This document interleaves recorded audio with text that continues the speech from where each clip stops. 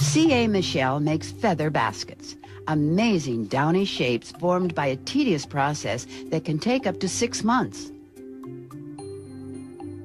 For Michel, it all began at play in the woods. When I was a child, I would walk in the woods and I would walk alone.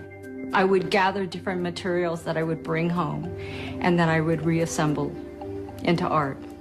So in a certain way, I'm very much into recycling things and taking things within our environment and bringing out the aesthetic beauty of them. Early on, the art school textile major was drawn to basket weaving, inspired by Native American pomo baskets.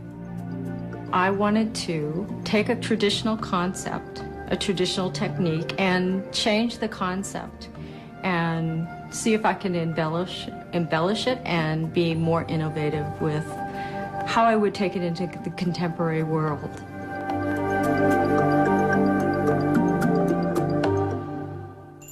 But it was a different vision that first motivated Michel to work with quills.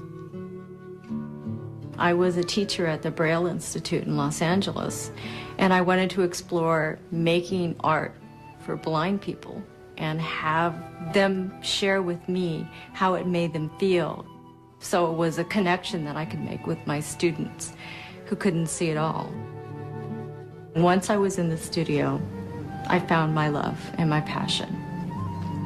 And I really realized my destiny was to work with my hands. And I think of myself as a visual poet. And even though these are baskets, I look at them as vessels. Individually, feathers seem so fragile, but with painstaking precision, Michel slowly crafts the cast-off plumes into magically soft, yet sturdy, nests. The method that I use is coiling. Most ancient cultures have used this in basket making. And the stitch that I use is what they would call a figure-8 stitch. And when you have the coils like this, the way you would join it is to go in and out like a figure-8. So that's how you would connect it to the next row.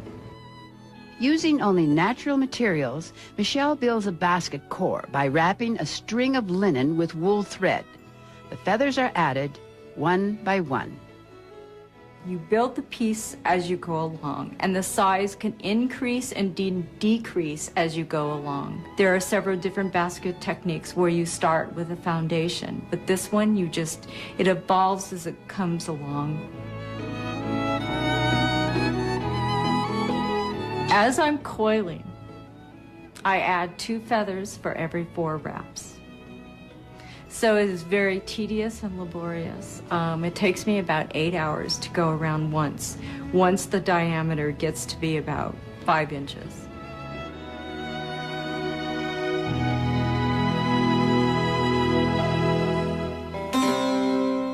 All the feathers have natural beauty, but Michel prefers to use pheasant. There are so many wonderful different pheasants that have so many different wonderful different colors, from black and white to green to blue and to the natural tones. And people are absolutely amazed when they discover what birds these feathers came from. It's very educational in that sense. Many feel that Michel's finished baskets harken back to a quality long forgotten.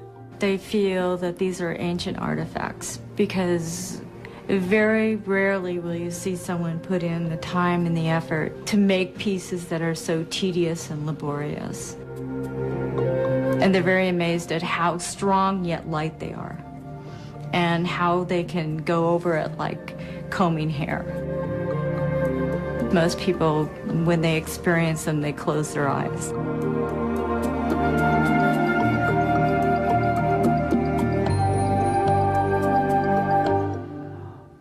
that incredible? And it's true, you want to touch and you're almost afraid to, but they are quite beautiful. And by the way, if you'd like to see some, C.A. Michel's work is found in galleries throughout the country. And she charges $2,000 to up to $8,000. You can understand why for each one of her nests or baskets.